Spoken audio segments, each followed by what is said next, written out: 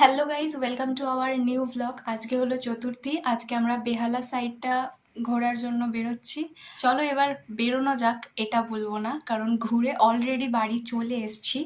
এখন ইন্ট্রোটা দিচ্ছি, তার মানে বুঝতেই পারছো বেরোনোর সময় তাড়াহুড়ো করে ইন্ট্রোটা দেওয়া হয়নি, আজকেও হয়নি, কালকের মতো। সরি তার জন্য। তো চলো এবার ভিডিওটা কন্টিনিউ তোমরা দেখতে থাকো।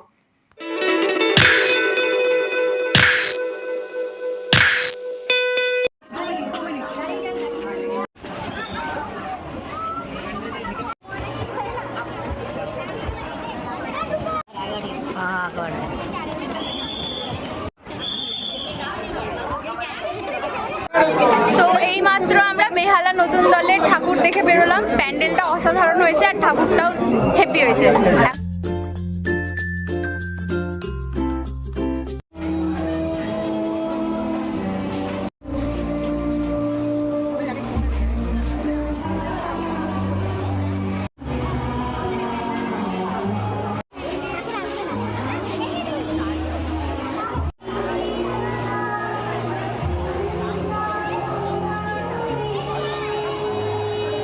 তো বেহালা নতুন দল দেখার পরে আমরা এখন এসেছিলাম বেহালা ফ্রেন্ডস।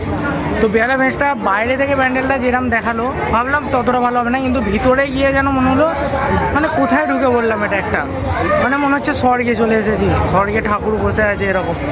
ব্যাপক হয়েছে, সুন্দর হয়েছে।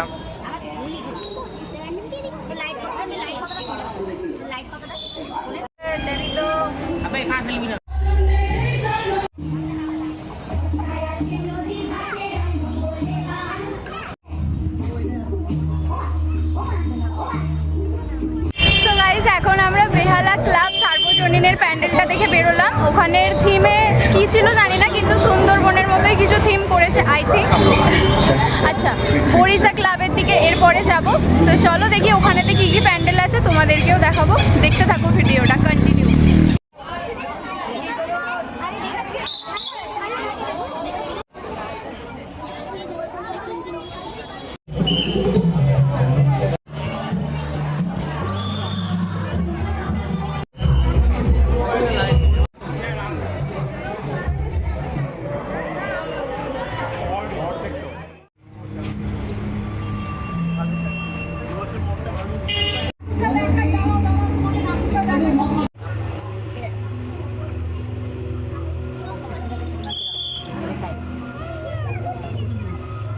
গাইস, এখন আমরা বরিশা সার্বজনীনের প্যান্ডেল দেখে বেরোলাম।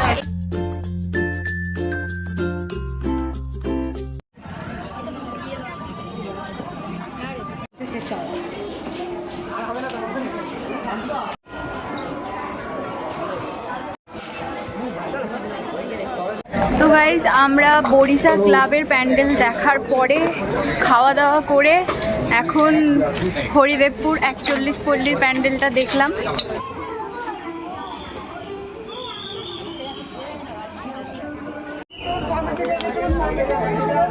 সো গাইজ, আমরা দেখলাম হচ্ছে অজয় সংহতির প্যান্ডেল।